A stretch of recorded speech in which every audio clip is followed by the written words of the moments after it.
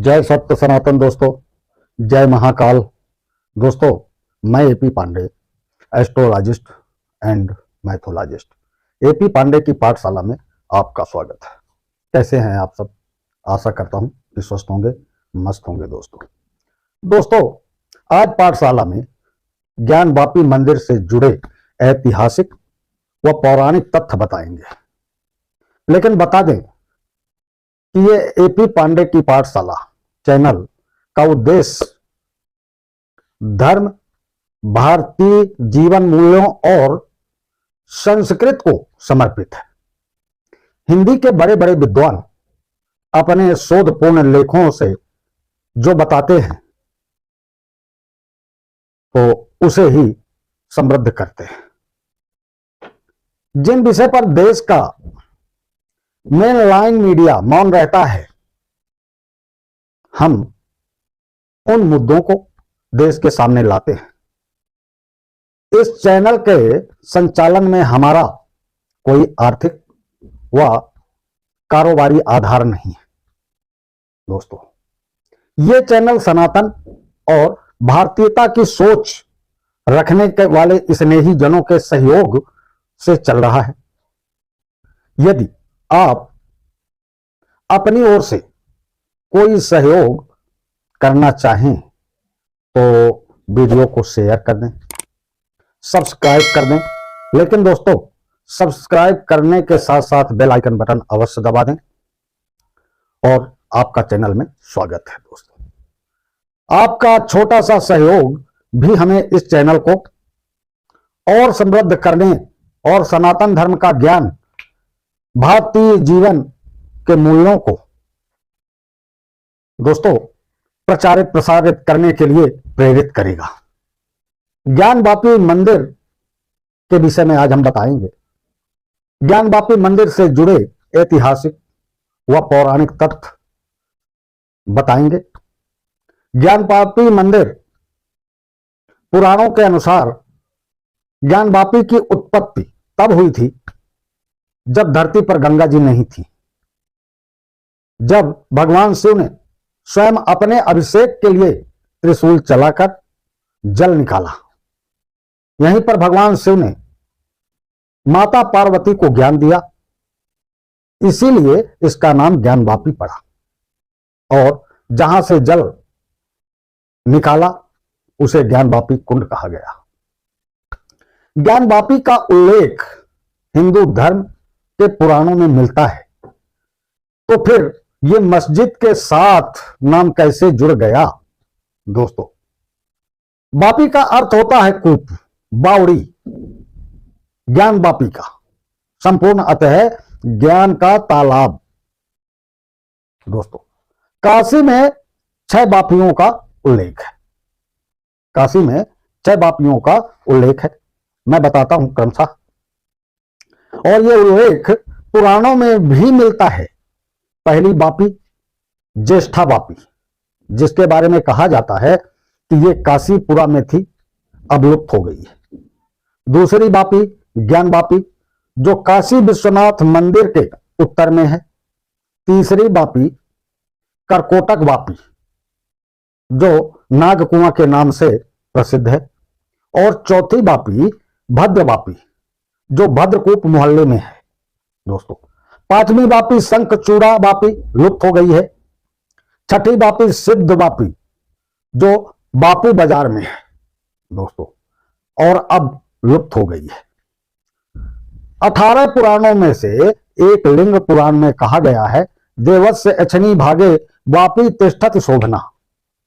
देवस्य यक्षिणी भागे वापी तिष्ठति शोभना, तस्य वैदिकम पीत्वा पुनर्जन्मना विद्यते। इसका अर्थ है, प्राचीन विश्वेश्वर मंदिर के दक्षिण भाग में जो वापी है, उसका जल पीने से जन्म मरण से मुक्ति मिलती है। स्कंद पुराण में कहा गया है, उपास्त संख्या ज्ञानोदय यत् पापम लोपजम क्षणेन तस्य प्रकृत्वा ज्ञानवान जयन्ते नरः। अर्थात इसके जल से संध्या बंदन करने का भी बड़ा फल है। इससे भी ज्ञान उत्पन्न होता है। पाप से मुक्ति मिलती है।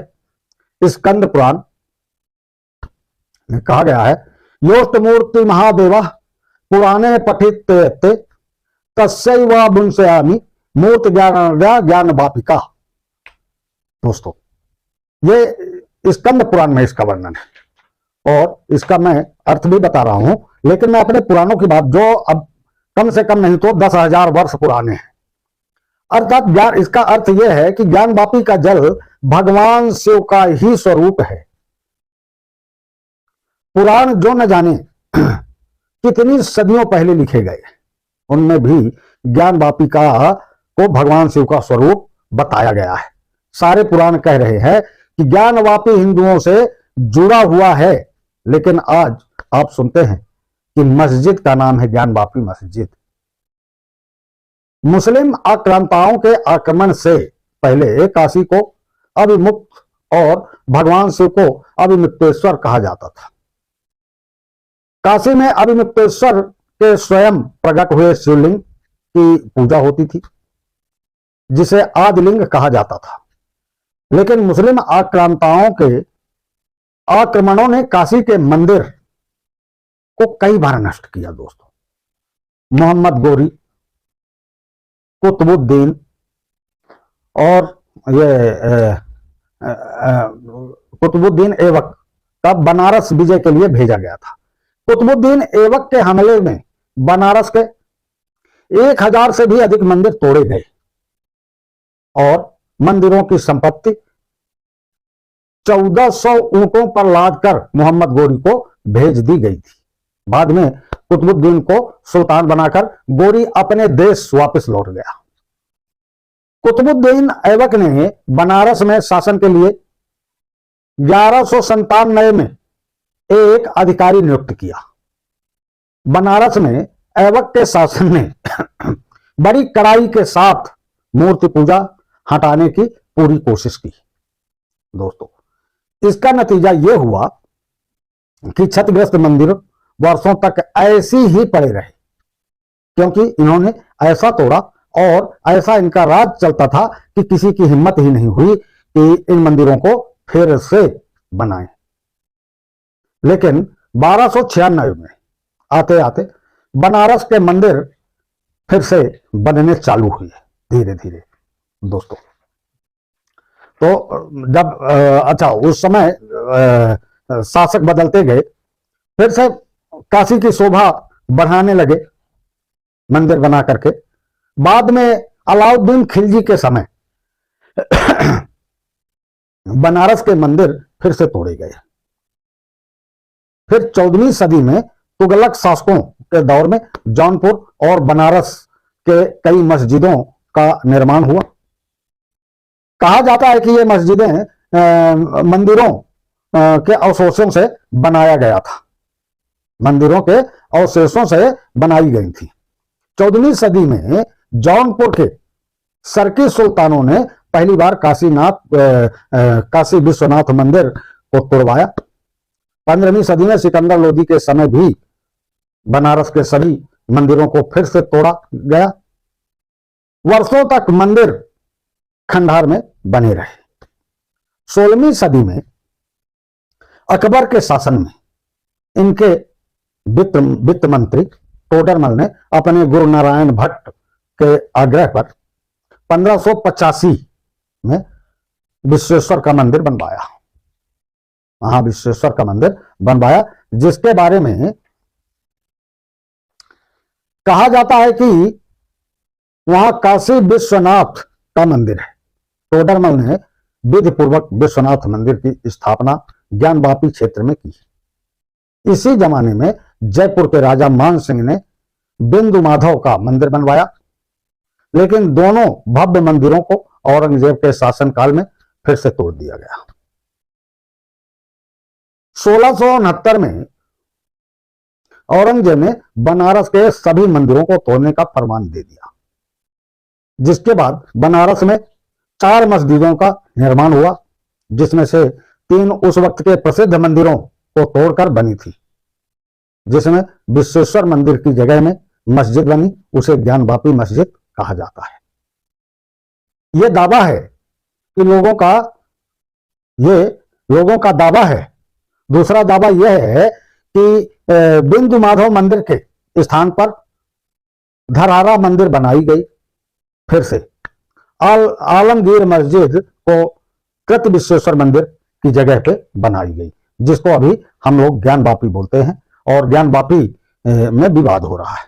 तो इस तरह से विदेशी आक्रांताओं ने हमारे मस्जिद तोड़े, और आज के लोग जो विशेष धर्म को मानने वाले हैं, जिनको न विदेशी आक्रांताओं से कुछ लेना है न देना है, फिर भी वो विधवा विलाप कर रहे हैं। कोर्ट का फैसले में भी उनको शक होता है। तो क्या कहेंगे आप? हमें हमारा मंदिर, जबकि हम बहुसंख्यक लोग हैं, तो मंदिर हमारा नहीं ले सकते, क्योंकि हम सहिष्णु हैं। तो जय हिंद, जय भारत। दोस्तों, कमेंट में अवश्य बताएं। यदि वीडियो अच्छा लगा हो तो शेयर करें, सब्सक्राइब करें। जय हिंद, जय भारत, जय महाकाल, हर हर महादेव।